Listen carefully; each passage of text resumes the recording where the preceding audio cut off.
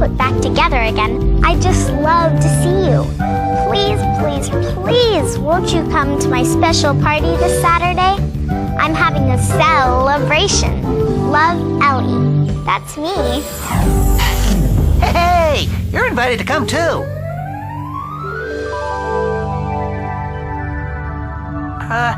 Excuse me, Big Mike? Mm-hmm. I don't mean to complain, but can I get up and move around yet? I'm feeling a little squeezed down here. Well, you're looking pretty terrific under my microscope, Rory. I appreciate your holding still for so long. Tell you what, let me take just one more picture of you at high power. Got it. Okay, guy, you can get up now. Don't mention it. Always happy to do it in the name of science and friendship. Well, I just want Ellie's homecoming celebration tonight to be a memorable occasion for her and all her friends. Woo! It's gonna be a great party, Mike. Healthy food, decorations. Yeah. We almost lost her, you know. That was a very serious car accident she was in last month. She was injured pretty badly. If it weren't for the excellent medical care she received in the hospital... And the gifts of blood she received from volunteer donors. Ellie might not be here to celebrate with. No kidding. A lot of blood and a lot of people helping. Now, Rory, before the celebration begins, wouldn't you like to invite our new friends out there to join us? Huh? Oh, sure. Hi. Now, Rory, I know you like talking a lot about yourself and all that you and your blood relatives do. But please try not to get too carried away, all right? Well, all right. Come on in, kids.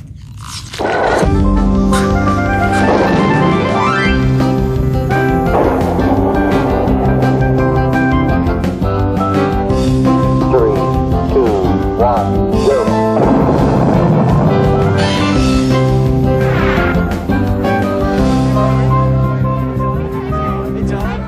It's great to be here. No way, I miss Ellie's celebration. Woohoo! Fantastic! Glad to see you kids have as much energy as I do. I brought along a ton of cards for her. And a bunch of well wishes, too. This is such an exciting story. I certainly think it is. It's a story about something you just can't live without. Your blood. My blood. Our blood. You can say that again. Our blood. Tyler, will you help me demonstrate? Sure thing, Rory. Now, even though usually you can't see your blood, it's not that hard to find. It's carried to every part of your body by thousands of blood vessels, arteries, veins, and capillaries. In fact, hang on to your wheels. Would you believe the human body has so many miles of blood vessels inside of it, they could encircle the Earth once, then twice, then a little bit more? It's true! By the time you're all grown up, you'll have a bit more than 10 pints of blood in your body. That's a lot. Think of your blood as the transportation system in your body that's always on the move, making deliveries and pickups day and night. Pumped by your heart, your blood circulates non-stop, carrying and dropping off nutrients like food and oxygen to wherever they're needed, and then collecting waste products to get rid of. Cool. But what exactly is blood? Good question. And Mike is going to help answer it. Mike, are you there? I'm right here, Rory. I take it you're ready to go under microscopic scrutiny again? I'm ready. Well, in case you haven't guessed by now, Rory's a rather energetic red blood cell. His main job is to carry oxygen to the other cells of the body while carrying away a waste product called carbon dioxide. This is what red blood cells look like under the microscope. They're round and look a little like a donut without the hole in the middle. The scientific name for red blood cells is erythrocytes. Another member of Rory's blood family is the white cell, or leukocyte. The function of the white cells is to defend your body against infection by germs. Actually, there are many different kinds of white cells, and each of them has a very specific job to do. Here's a look at one white blood cell called a lymphocyte. It's busy fighting off invaders. White blood cells are sometimes hard to see, so we stain them with a colored dye, just so we'll be able to find them later and tell them apart under the microscope.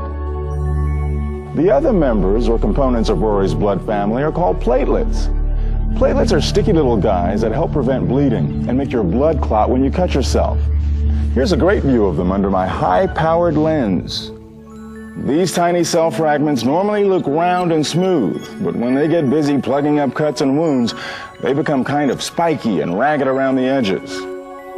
Now, all these cells are mixed together in a slightly yellowish liquid called plasma. Plasma is mostly made up of water, but also contains protein, sugar, and salt. The whole combination literally makes up your bloodstream. So blood is really a mixture of constantly circulating red cells, white cells, platelets, and plasma. On behalf of my entire blood family, thanks, Mike. I think you have a very impressive bloodline, Rory, but where do you come from to begin with? Oh, I think I can help Rory answer that. Thanks, Tyler. Well, actually, all of the blood cells in your body are produced in your bones, inside the bone marrow. Bone marrow looks like a network of tiny little connected caves, similar to a honeycomb. Now, inside the bone marrow are some very special parent cells called stem cells. A stem cell is kind of a supercell that has the power to divide itself and produce a twin. This process of cell division has kind of a fancy name. It's called mitosis.